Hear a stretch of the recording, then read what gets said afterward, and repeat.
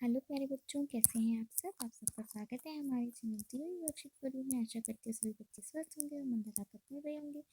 चलिए शुरू करते हैं आज की वर्कशीट। आज हम हिंदी और इंग्लिश दोनों वर्कशीट करने वाले हैं। तो हिंदी की वर्कशीट के लिए सभी बच्चे हिंदी की नोटबुक में पहले डेट मेंशन कर देंगे, वर्कशीट का नंबर लिख देंगे। क्लास के साथ आपको लिखना है अपना सेक्शन। बच्चे अपना नाम और टीचर का नाम मेंशन कर देंगे। आपकी पाठ्य पुस्तक रिमझिम से 5 मुफ्त की मुफ्त आज हम पढ़ने वाले हैं। पिछली कार्यपत्रिकाओं में आपने पाठ मुफ्त के माध्यम से जाना कि भिखू भाई ने नारियल पाने के लिए क्या क्या किया। आइए पाठ के माध्यम से कुछ नया सीखते हैं। नीचे दिए गए वाक्यों को बोलकर पढ़िए और समझिए। चलिए पहले वाक्य पढ़ लेते हैं। यहाँ दिया है, भिखू भाई नारियल लेने बाजार जा रहे थे। भिखू भाई नारियल लेने बाजार जा रहे हैं। भिखू भाई नारियल लेने बाजार जाएंगे। तो आपने देखा तीनों सेंटेंस में अलग अलग मतलब है। जा रहे थे, जा रहे हैं और जाएंगे। ठीक है, तो जा रहे थे मतलब ये पहले की बात हो गई, पास्ट की यानी कि भूतकाल, बीता हुआ समय। जा रहे हैं यानी कि अभी जा रहे हैं, तो प्रेजेंट है हमारा वर्तमान। और जाएंगे ये हमारा है फ्यूचर, ठीक है, भविष्यत काल। तो इन तीनों वाक्यों में आए गहरे रंग के शब्दों से कार्य होने के समय अथवा काल का पता चल रहा है। ठीक है, काल को 3 रूपों में विभाजित किया गया है: भूतकाल, बीता हुआ समय, वर्तमान काल, अभी चल रहा समय, और भविष्यत काल, आने वाला समय। ठीक है, उदाहरण, 50 पैसे काफी थे, 50 पैसे काफी हैं, 50 पैसे काफी होंगे। ठीक है, फर्स्ट है, निम्नलिखित वाक्यों को बोलकर पढ़िए और उदाहरण के अनुसार खाली स्थानों को भरिए। हमें इसे कंप्लीट करना है। इन्हीं काल के सामने बीता हुआ समय, अभी चल रहा और आने वाला, यानी कि भूत, वर्तमान और भविष्य। मंडी में कोलाहल फैल गया था, मंडी में कोलाहल फैल गया है, और मंडी में कोलाहल फैल जाएगा। अगला है, मुझे बाजार जाना पड़ेगा। ये तो भविष्य हो गया। मुझे बाजार जाना पड़ा। ठीक है, पहले का हो गया ना, तो यहाँ हो जाएगा मुझे बाजार जाना पड़ा था। मुझे बाजार जाना पड़ता है।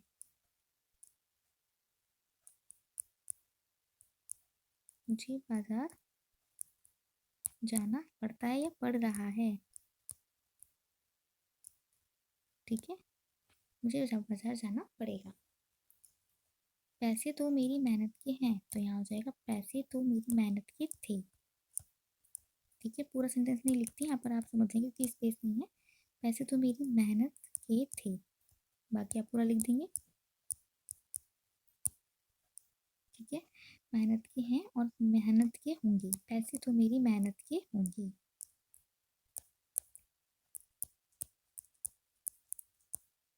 ठीक है, सेकंड है, निम्नलिखित वाक्यों को बोलकर पढ़िए और बताइए कि ये वाक्य काल के किस रूप को दर्शा रहे हैं। जैसे भिखू भाई नारियल लेने मंडी चले गए, चले गए पहले की बात, तो भूतकाल। वह आदमी ऊंट की पीठ से फिसल गया था, तो फिर ये भी भूतकाल। ठीक है, पुरानी बातों की बीती हुई था है, तो भिखू भाई जरा कंजूस हैं, तो यहाँ पर है वर्तमान। मैं आपको 200 रुपये दूंगा, तो भविष्यत काल। ठीक है, थर्ड है, निम्नलिखित वाक्यों में कोष्टक में दी गई क्रियाओं का सही रूप भरिए। कोष्टक मीन्स ब्रैकेट में लिखी हुई जो भी क्रियाएं हैं, इनका सही रूप लिखना है। उन्होंने जल्दी जल्दी पेड़ पर चढ़ना शुरू कर दिया, तो यहाँ जाएगा चढ़ना। फिर है, उनके दोनों पैर हवा में झूल रहे थे, हवा में रह गए, झूलते रह गए। ठीक है, झूलते रह गए। ओके, अभिभावकों के लिए सुझाव है, बच्चों के साथ चर्चा कीजिए कि समय बहुत कीमती है, इसका सदुपयोग करना चाहिए, आज के काम को आने वाले कल पर नहीं टालना चाहिए। तो बच्चों, आपको कार्यपत्रिका कैसी लगी तो टीचर के साथ अनुभव शेयर करें। कोविड-19 के विरुद्ध व्यवहार है, अपने हाथों को साबुन और पानी से नियमित रूप से धोएं। तो अपने काम को नोटबुक में कर लेंगे सभी बच्चे। मेरी ईवीएस की वर्कशीट देख लेते हैं। ईवीएस की नोटबुक में डेट मेंशन करेंगे, वर्कशीट का नंबर लिखेंगे, क्लास के साथ आप लिख देंगे सेक्शन, बच्चे अपना नाम और टीचर का नाम मेंशन कर देंगे। प्यारे बच्चों, अब तक हमने जाना कि ओमना अपनी लंबी रेल यात्रा के बाद कोट्टायम पहुंच चुकी है। ओमना ने नानी के घर तक जाने के लिए ऑटो रिक्शा, बस, फेरी, नौका में भी यात्रा की। तो चलिए आज हम ओमना द्वारा प्रयोग किए गए यातायात के साधनों के बारे में अन्य जानकारी प्राप्त करते हैं। बच्चों, हम अपनी यात्रा के लिए कौन सा वाहन चुनें? यह इस बात पर निर्भर करता है कि हमें कहाँ और कितनी दूर जाना है। नीचे आपको ओमना द्वारा प्रयोग किए गए वाहनों में यात्रा करने के विभिन्न चरण दिए गए हैं। वाहनों में यात्रा करने के चरणों को सही क्रम में लगाकर अपनी कॉपी में लिखिए। आप चाहें तो पिक्चर्स भी बना सकते हैं। ठीक है, क्रम दिए हैं, पढ़ लेते हैं एक बार।